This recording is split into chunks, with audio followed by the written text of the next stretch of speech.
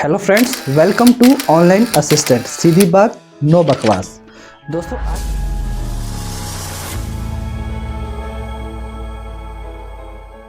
दोस्तों पासपोर्ट से रिलेटेड किसी भी ऑनलाइन एप्लीकेशन के लिए आपको पासपोर्ट इंडिया के ऑफिशियल वेबसाइट पे आना है।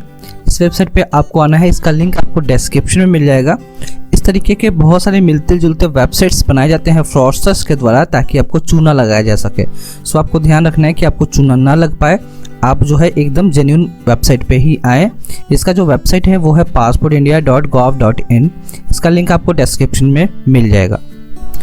तो दोस्तों पासपोर्ट को रिन्यू करने के लिए आपको सबसे पहले तो एक न्यू अकाउंट क्रिएट करना पड़ेगा। यहाँ पे आपको ऑप्शन मिल जाएगा न्यू यूज़र रजिस्ट्रेशन, इस पे आप क्लिक करें तो कुछ इस तरीके से आपको देखने को मिलेगा। यहाँ पे यूज़र रजिस्ट्रेशन करके आपको अकाउंट क्रिएट करना है।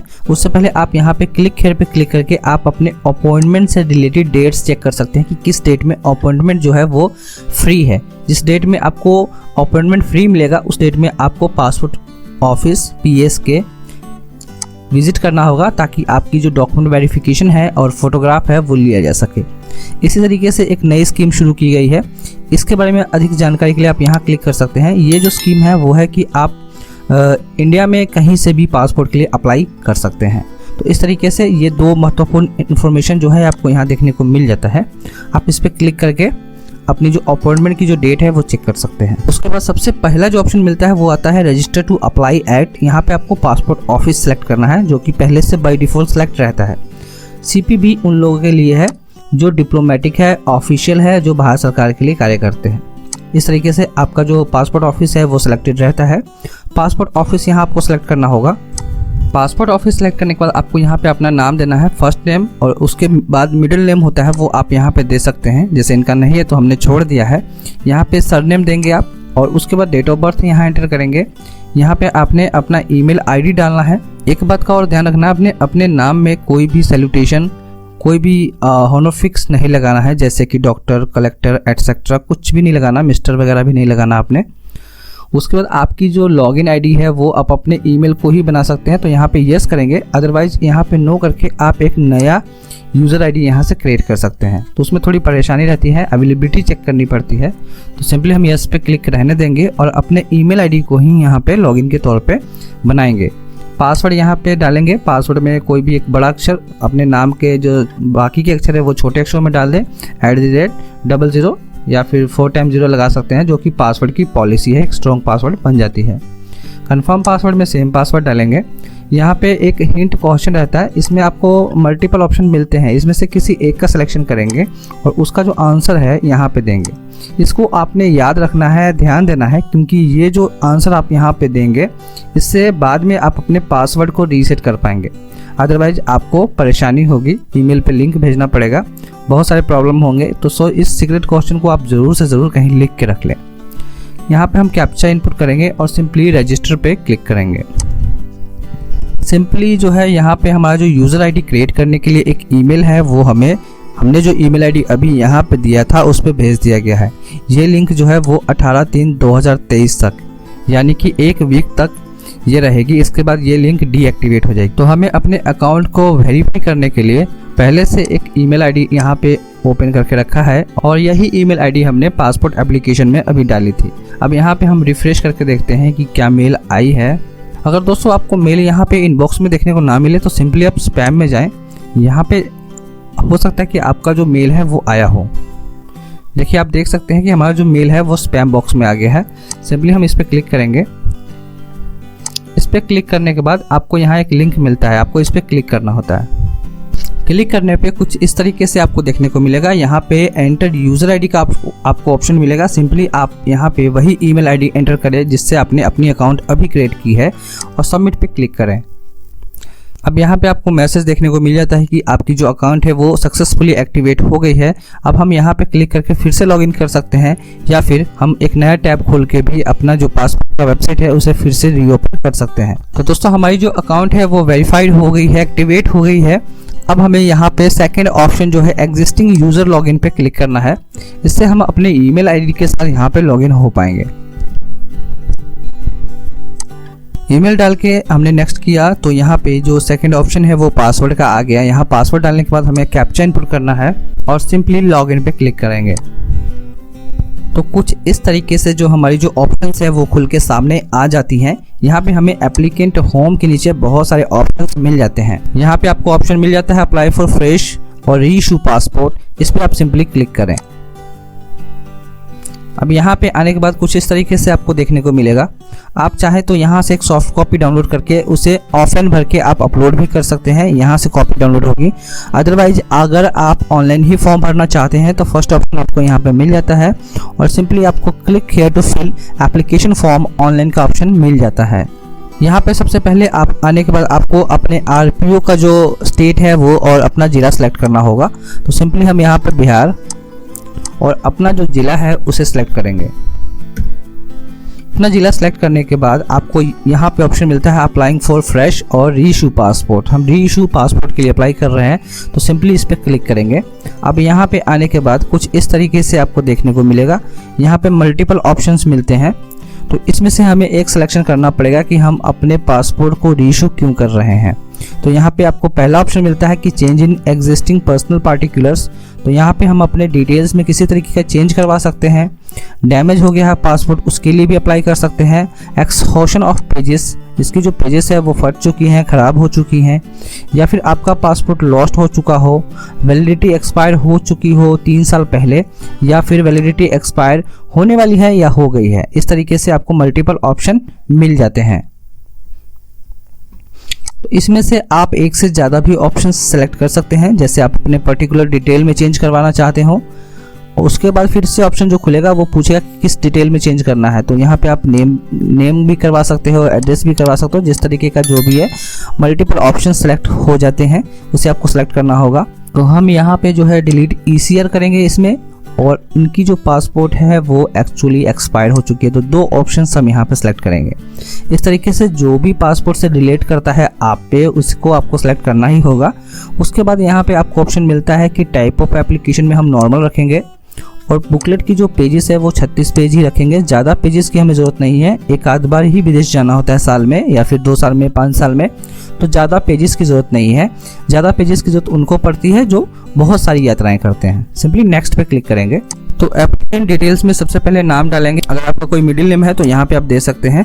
उसके बाद सरनेम देंगे। उसी तरीके से यहाँ पे कोई भी डिप्टी कलेक्टर वगैरह, कोई भी सैल्यूटेशन, कोई भी आपको मिस्टर नहीं लगाना है, अलाउड नहीं है। उसके बाद यहाँ पे अपना जो है जेंडर सेलेक्ट करेंगे। यहाँ पे पूछा कि किसी और नाम से भी जाने जाते हैं, तो यहाँ पे हमने नो कर दिया। क्या आपने कभी अपना नाम चेंज किया है, वो उसमें भी हमने नो कर दिया है। डेट ऑफ बर्थ यहाँ डालेंगे। क्या आपका जन्म स्थान भारत से बाहर है, तो नो करेंगे। यहाँ पे जहाँ भी हमारा जन्म हुआ है वो यहाँ डालेंगे, जैसे कि कोई विलेज हो सकता है, टाउन हो सकता है, कोई सिटी हो सकता है। उसके बाद स्टेट सेलेक्ट करेंगे, डिस्ट्रिक्ट सेलेक्ट करेंगे, मैरिटल स्टेटस सेलेक्ट करेंगे। अगर आप मैरिड हैं तो मैरिड डालेंगे, अदरवाइज सिंगल है तो सिंगल डालेंगे। उसी तरीके से कोई विधवा है, डाइवर्स्ड है, सेपरेटेड है, ऑप्शंस मिल जाते हैं मल्टीपल, वीडियो के लिए भी है।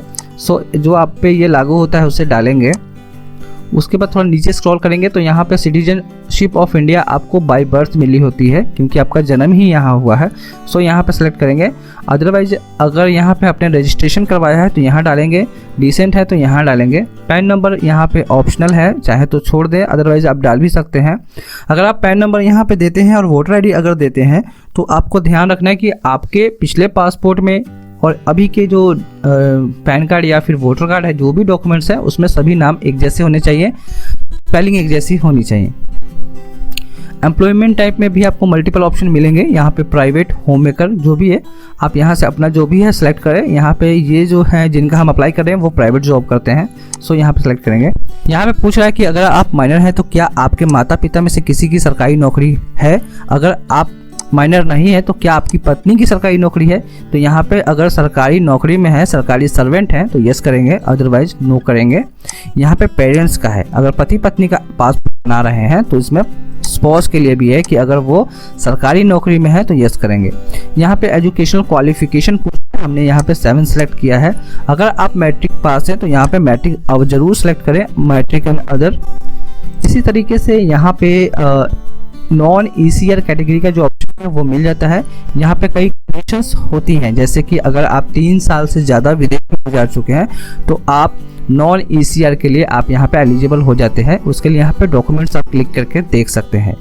सिंपली यहाँ पे 7th पास है या फिर आप मैट्रिक पास हो तो आप फर्स्ट टाइम में ही इस ऑप्शन के लिए एलिजिबल हो जाते हैं। नॉन ईसीआर होता है इमिग्रेशन चेक नॉट रिक्वायर्ड, यानी कि किसी अदर कंट्री में अगर आप जाते हैं तो वहाँ पे आपको एयरपोर्ट पे ही इमिग्रेंट्स के जो ऑफिस बने होते हैं वहाँ जाके आपको वेरिफिकेशन करवाना पड़ता है। उससे आप बचने के लिए नॉन ईसीआर पासपोर्ट बनवा सकते हैं, जिसके लिए आप मैट्रिक पास होने चाहिए या फिर पहले से ईसीआर पासपोर्ट पे आपके 3 साल के विदेश में रहने की जो रिकॉर्ड्स है वो हों। तो इनके पास है, हमने यहाँ पे यस करा है, इसको ध्यान रखना है आपने। अब यहाँ पे विजिबल डिस्ट्रीब्यूशन मार्क पूछ रहा है तो यहाँ पे आप दे सकते हैं, ये भी ऑप्शन है, छोड़ भी सकते हैं। उसके बाद आधार नंबर अगर आपके पास है तो यहाँ पे आप दे सकते हैं। आधार को वैलिडेट यहाँ से कर सकते हैं, यानी कि आप देख सकते हैं कि आपका जो आधार नंबर है वो सही है या नहीं है। तो ये आधार के सर्वर पे लेकर चला जाएगा आपको, इसको आपको चेक करने की जरूरत नहीं है, बस आपने देखना है कि आपका आधार नंबर यहाँ सही से डला हो। सिंपली आई अग्री करेंगे, आप सेव माई डिटेल्स पे क्लिक करेंगे या फिर सिंपली नेक्स्ट कर सकते हैं। इस तरीके से यहाँ पे आप अपने फैमिली का जो डिटेल है वो डालेंगे। सबसे पहले फादर्स नेम डालेंगे, फर्स्ट नेम और लास्ट नेम नीचे डालेंगे। अगर मिडिल नेम है तो फर्स्ट नेम में ही यहाँ पे आप ऐड करेंगे। मदर्स का नेम सेम उसी तरीके से। अगर आप शादीशुदा हैं तो यहाँ पे स्पॉस नेम यानी कि पत्नी का नाम ज़रूरी है, यहाँ पे डालेंगे सारी डिटेल्स को। अगर आप माइनर हैं तो यहाँ पे गार्जियन नेम डाल सकते हैं, फादर्स नेम की जगह पे यहाँ पे आपको ऑप्शन मिलता है। तो सिंपली हम यहाँ पे माइनर नहीं है, माइनर वो होते हैं जो 14 साल 16 साल से नीचे के होते हैं। सिंपली हम सेव माई डिटेल्स पे क्लिक करेंगे। यहाँ पे आपको प्रेजेंट रेजिडेंशियल एड्रेस का जो ऑप्शन है वो मिल जाएगा। यहाँ पे आपने अपना एड्रेस डालना है। दिखाता हूँ आपको कैसे आप एड्रेस डालेंगे ताकि अच्छे से प्रिंट होके आ सके आपके पासपोर्ट पे। देखिए यहाँ पे आपको जो एड्रेस डालना है वो कुछ इस तरीके से आप डालें, एट, उसके बाद PO और नीचे में आपको जो विलेज, टाउन और सिटी का ऑप्शन मिलता है इसमें आप PS डालें, ताकि बहुत ही परफेक्ट तरीके से आपका जो एड्रेस है वो आपके पासपोर्ट पे आ जाए। अदरवाइज आप नीचे में विलेज या टाउन सिटी डालेंगे, ऊपर में कुछ इस तरीके के, तो जो आपका एड्रेस है वो परफेक्टली प्रिंट होकर नहीं आएगा। तो इस तरीके से आप डालें, ये एक्सेप्टेबल है, इसमें किसी भी तरीके की कोई भी दिक्कत नहीं है। यहाँ पे आपको अपना राज्य सेलेक्ट करना है, फिर जिला, फिर पुलिस स्टेशन, यहाँ पे पिन कोड डालना है, आपको मोबाइल नंबर देना है। टेलीफोन नंबर अगर आपसे बिलोंग करता है तो दे सकते हैं, ऑप्शनल है ये। ईमेल आईडी आपको डालना है। अब यहाँ पे लास्ट ऑप्शन जो पूछ रहा है, क्या आपका परमानेंट एड्रेस आपने जो एड्रेस दिया है उसके समान है, यानी कि एक ही है, तो हम यहाँ पे यस करेंगे। अब यहाँ पे फिर से पूछा है कि प्रेजेंट एड्रेस और परमानेंट एड्रेस सेम है, तो यस पे क्लिक करेंगे। सबसे पहले एक ऑप्शन अपने आप ही यहाँ पे आता है कि आपका जो प्रेजेंट एड्रेस है वो क्या भारत से बाहर का है, तो यहाँ पे नो करेंगे। सेव माई डिटेल्स पे क्लिक करेंगे। अब जो डिटेल्स है वो सेव हो गई हैं, सिंपली नेक्स्ट पे क्लिक करेंगे, ओके करेंगे। ओके पे क्लिक करने के बाद ये बोला है कि आपका जो यूजर आईडी है वो कंसर्न्ड RPO के लिए रजिस्टर हुआ है, यानी कि जो आपने जिला सेलेक्ट किया है उसके RPO के लिए। तो सिंपली हमें उसी RPO में विजिट करना है, ओके करेंगे। अब यहाँ पे इमरजेंसी कॉन्टैक्ट डिटेल्स आपको देनी पड़ेंगी। यहाँ नेम एंड एड्रेस देना है, नीचे मोबाइल नंबर देना है। इमरजेंसी कॉन्टैक्ट में नेम एंड एड्रेस देना है आपको। सबसे पहले यहाँ नाम दे दे, फिर कॉमा लगा के आप एड्रेस दे दें, नीचे में मोबाइल नंबर दे दें। इमरजेंसी कॉन्टैक्ट का काम होता है कि अगर आप फॉरेन कंट्री में विजिट किए हुए हैं और वहाँ पे किसी भी तरीके की कोई दुर्घटना या फिर कोई भी इन्फॉर्मेशन आपकी फैमिली तक पहुँचानी हो, तो इस पते पे ministry of external affairs Bharat सरकार कांटेक्ट करेगी और आपके फैमिली से यहाँ पे कांटेक्ट कर पाएगी। चाहे किसी भी तरीके की कोई भी इमरजेंसी हो, कोई भी सूचना देनी हो, कोई भी दुर्घटना घटी हो, इसकी सारी जानकारी इस पर्सन को, जो नाम आप यहाँ पे देते हैं उनको, और इस मोबाइल पे और इस एड्रेस पे प्रोवाइड की जाएगी। उसके बाद जो ऑप्शन आता है वो आता है प्रीवियस पासपोर्ट का। पहले हमने जो भी पासपोर्ट हेल्ड किया होगा उसका डिटेल आपको यहाँ पे देना होगा। सबसे पहले आपको पासपोर्ट नंबर दे देना है, जो कि आपके पासपोर्ट के फ्रंट पेज पे प्रिंटेड रहता है। डेट ऑफ इशू भी आपको वहाँ से मिल जाएगा और डेट ऑफ एक्सपायर भी मिल जाएगा। मोस्टली 10 ईयर्स के पासपोर्ट में 10 साल की जो वैलिडिटी है इसके होती है। प्लेस ऑफ इशू भी आपको अपने पासपोर्ट में देखने को मिल जाता है। अब उसके बाद फाइल नंबर आता है। ये जो फाइल नंबर है वो भी आपको पासपोर्ट पे ही प्रिंटेड मिल जाता है। ये आपके पासपोर्ट के सबसे बैक पेज में होता है। ये हालांकि ऑप्शनल है, आप इसे चाहें तो छोड़ भी सकते हैं, इससे कोई दिक्कत नहीं है।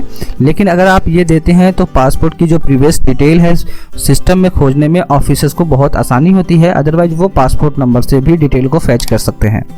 उसके बाद यहाँ पे एक ऑप्शन मिल रहा है कि क्या आपने पहले या फिर अभी कोई भी डिप्लोमेटिक ऑफिशियल पासपोर्ट हेल्ड किया है। तो हमारे पास कोई भी ऐसा कोई पासपोर्ट नहीं है डिप्लोमेटिक पासपोर्ट जिसे हमने हेल्ड किया हो। तो यहाँ पे simply details not available never held का ऑप्शन आपको मिल जाता है, इस पर क्लिक करेंगे। अब यहाँ पे पूछ रहा है कि have you ever applied for passport but not issued. तो दोस्तों यहाँ पे पूछ रहा है कि आपने पहले कभी कोई पासपोर्ट अप्लाई किया हो और अभी तक इशू ना हुआ हो। तो ऐसी कोई डिटेल हमारे पास नहीं है, तो सिंपली नो पे क्लिक करेंगे और सेव माय डिटेल्स पे क्लिक करेंगे। नेक्स्ट, यहाँ पे जो 5 मेन ऑप्शंस है वो बहुत ही इंपॉर्टेंट है। अदर डिटेल्स में आपको नेक्स्ट करने पे ये ऑप्शन मिलते हैं।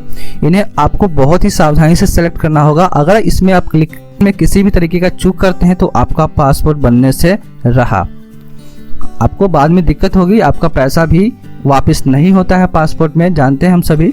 तो सबसे पहला ऑप्शन जो मिल रहा है वो provide following details if there are any criminal proceeding pending against the applicant. तो दोस्तों यहाँ पे पूछ रहा है कि क्या आपके ऊपर कोई भी क्रिमिनल प्रोसीडिंग कोर्ट में या फिर किसी भी पुलिस स्टेशन में पेंडिंग है आपके ऊपर। तो इसको ध्यान देना है आपने, और यहाँ पे ऑप्शंस जो है वो आपको बड़ी ही सावधानी से सेलेक्ट करना होगा। पहला जो ऑप्शन मिलेगा आपको वो बोला कि आपकी तरफ कोई भी ऐसा कोई घटना घटित किया गया है जिसको कोर्ट में चल रहा है मामला, तो सिंपली नो क्लिक करेंगे। आपके ऊपर कोई भी समन या फिर किसी भी तरीके का कोई भी आपको कोर्ट में अपीयर होने का नोटिस मिला है तो यहाँ पे भी नो करेंगे। अगर आपके ऊपर ऐसा कुछ है तो यस करें। उसके बाद कंडीशनली आपका पासपोर्ट बनेगा, कोर्ट से आपको परमिशन लेनी पड़ेगी। क्या आपके ऊपर कोई वारंट है? क्या आपको भारत से बाहर जाने पर कोर्ट के द्वारा रोक लगाई गई है? तो इस पे भी आप नो कर दीजिए, क्योंकि पुलिस वेरिफिकेशन में सारी जो डिटेल्स हैं वो सामने आ जाती हैं। Provide the following details if applicant has been convicted by a court. Court से आप कन्विक्टेड है तो ये ऑप्शन आपको देखना पड़ेगा। ये बोल रहा है कि क्या 5 साल के भीतर आपके ऊपर किसी तरीके का कोई भी कोर्ट के द्वारा रोक लगाई गई है जिसमें आपको 2 साल की सज़ा हुई हो या उससे कम की हुई हो, तो इस पर भी अपने नो करना है। इसमें से आपको सारी चीज़ें ध्यान देनी है, सिंपली इस पर भी हम लोग नो करेंगे। अगर आपको फॉरेन सिटीजनशिप के लिए ग्रांट किया गया है तो उससे रिलेटेड ऑप्शंस हैं, जबकि हम लोग भारतीय नागरिक हैं तो यहाँ पे लागू नहीं होंगे। उसके बाद जो ऑप्शन है वो बोला कि क्या आप विदेश में रहे हो और अब आपका पासपोर्ट गुम हो गया तो आप इमरजेंसी सर्टिफिकेट से भारत लौटे हैं, तो ये सारे ऑप्शंस हम पे लागू नहीं हो रहे हैं। तो इन ऑप्शंस को ध्यान से देना, आप ध्यान से भरना है और सिंपली हम नेक्स्ट पे क्लिक करेंगे। नेक्स्ट पे क्लिक करने के बाद पासपोर्ट का जो प्रीव्यू है कुछ इस तरीके से आपको देखने को मिल जाएगा। सिंपली जो भी डिटेल्स आपने भरी हैं उसको क्रॉस वेरीफाई करके चेक कर ले, एक एक चीज़ मिला लें और सिंपली उसके बाद नेक्स्ट पे क्लिक करें। अब यहाँ पे आने के बाद आपको प्रूफ ऑफ बर्थ सेलेक्ट करना है, जो कि आधार कार्ड सिंपली एक्सेप्टेबल है। उसके बाद यहाँ पे proof of present residential address में भी आधार कार्ड एक्सेप्टेबल है, तो सिंपली हम यहाँ पे क्लिक करेंगे। आप यहाँ पे क्लिक करके अपने डिजी लॉकर का जो एक्सेस है वो पासपोर्ट कार्यालय को दे सकते हैं, जिससे आप बिना किसी डॉक्यूमेंट को कैरी किए लेके जाए फिजिकल रूप से वहाँ पे आप जो है पासपोर्ट बनवा सकते हैं। यहाँ पे जो पासपोर्ट है वो हमारी ना तो गुम हुई है ना चोरी हुई है, तो यहाँ पे ये पूछ रहा है कि नेक्स्ट ऐप आप पे एप्लीकेबल है क्या। तो अगर होता तो हम यहाँ सेलेक्ट करेंगे, अदरवाइज ये हम पे एप्लीकेबल नहीं है। ये लॉस्ट और डैमेज पासपोर्ट के मामले में आता है, तो इस पर हम सिलेक्शन नहीं करेंगे। अब सिंपली यहाँ पे हम अग्री करेंगे, डेट अपने आप आ जाता है। यहाँ पे प्लेस में आप पटना या मुजफ्फरपुर कुछ भी डाल सकते हैं, ये वेरिफिकेशन प्लेस होता है, इससे कोई दिक्कत नहीं है।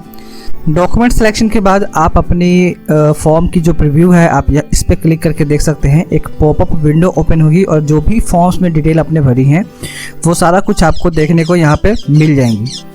सो फाइनली हमें लास्ट में फॉर्म को सबमिट करना होगा। यहाँ पे सबमिट फॉर्म का जो ऑप्शन है मिल गया। अब कुछ इस तरीके से देखने को मिलता है। यहाँ पे हमारा जो एप्लीकेशन रेफरेंस नंबर यानी कि AR नंबर जो है वो यहाँ पे इशू हो गया है। यहाँ से जो है हमें पेमेंट करनी पड़ेगी। तो ऑप्शन आपको यहाँ मिलता है पे एंड शेड्यूल अपॉइंटमेंट। उसके बाद जो रिसिप्ट है वो जनरेट हो जाएगी और उसे आप डाउनलोड कर पाएंगे। अगर आप उस पेज पे डाउनलोड नहीं कर पाते हैं तो यहाँ से भी कर सकते हैं। और सपोर्टिंग डॉक्यूमेंट्स जो है वो ऑप्शनल है, आपकी मर्जी है, आप चाहे तो इसे अपलोड कर सकते हैं, अदरवाइज कोई दिक्कत नहीं है, छोड़ दीजिए इसे। तो सिंपली हम यहाँ पे पे एंड शेड्यूल अपॉइंटमेंट पे क्लिक करेंगे।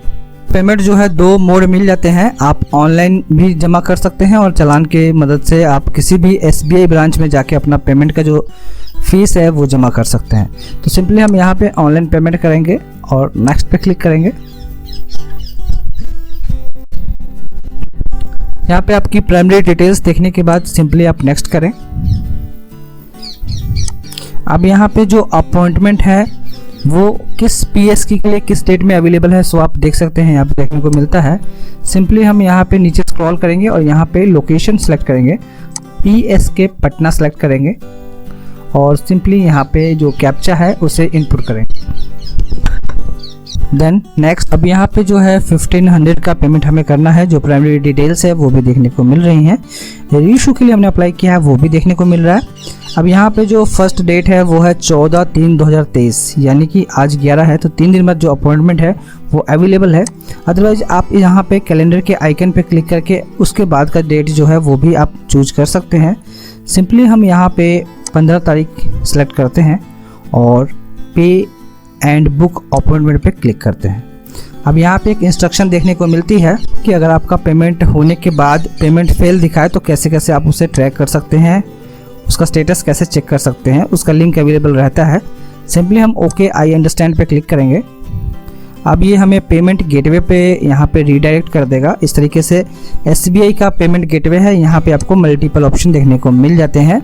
यहाँ पे चार्जेस की बात करें तो क्रेडिट कार्ड से आपको 26.55 पैसे एक्स्ट्रा पे करने पड़ेंगे, अदरवाइज सारे जो भी है सारे ऑप्शन मिल जाते हैं आपको। यहाँ पे स्टेट बैंक के नेट बैंकिंग से करेंगे तो कोई चार्ज नहीं है, किसी और बैंक से के नेट बैंकिंग से करते हैं तो 6 रुपये का चार्ज है। इस तरीके से यहाँ पे UPI पेमेंट भी दिया गया है। तो सिंपली आप किसी एक मोड पे सेलेक्ट करें। हम UPI का सिलेक्शन करते हैं। यहाँ पे E-Pay लाइट करके आपको देखने को मिल गया है। इसकी जो पेमेंट है वो हमें 5 मिनट के अंदर कंफर्म करनी होती है।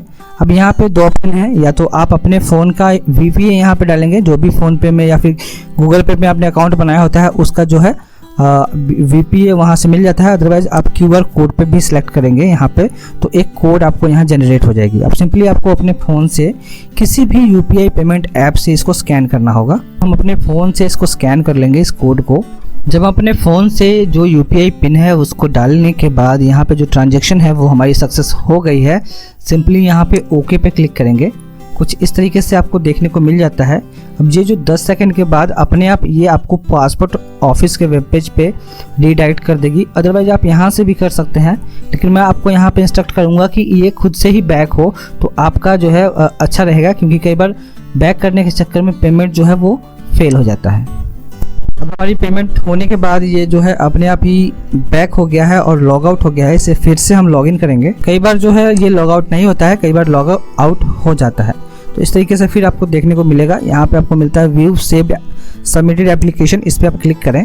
अब कुछ इस तरीके से देखने को मिलेगा। पेमेंट स्टेटस जो है वो इनिशिएटेड है, तो हमें इसे वेरीफाई करना पड़ेगा। इसको सिलेक्ट करेंगे, पेमेंट एंड अपॉइंटमेंट में जाएंगे और यहाँ पे आपको ट्रैक पेमेंट स्टेटस जो इंस्ट्रक्शन देखने को मिला था वो आ गया। यहाँ पेंडिंग आ रहा है, हम इस पर क्लिक करेंगे। यहाँ पे सक्सेस आ गया। फिर से हम व्यू सेव्ड एप्लीकेशन पे जाएंगे और यहाँ पे फिर से अपने एप्लीकेशन को सिलेक्ट करेंगे और फिर से इसे हम यहाँ से ट्रैक पेमेंट स्टेटस करेंगे। अब देखिए यहाँ पे सक्सेस आ गया है, तो अब कोई प्रॉब्लम नहीं है। लेकिन हमारी जो अपॉइंटमेंट है वो बुक नहीं हो पाई है। सिंपली हम यहाँ पे अपने एप्लीकेशन को सिलेक्ट करेंगे, अपॉइंटमेंट पेमेंट एंड अपॉइंटमेंट पे क्लिक करेंगे। फिर से हम जाएंगे पे एंड शेड्यूल अपॉइंटमेंट पे, यहाँ पे फिर नेक्स्ट। अब यहाँ पे जो है अपॉइंट करने का जो ऑप्शन है वो खुल गया है। हम यहाँ पे PSK पटना ले लेते हैं।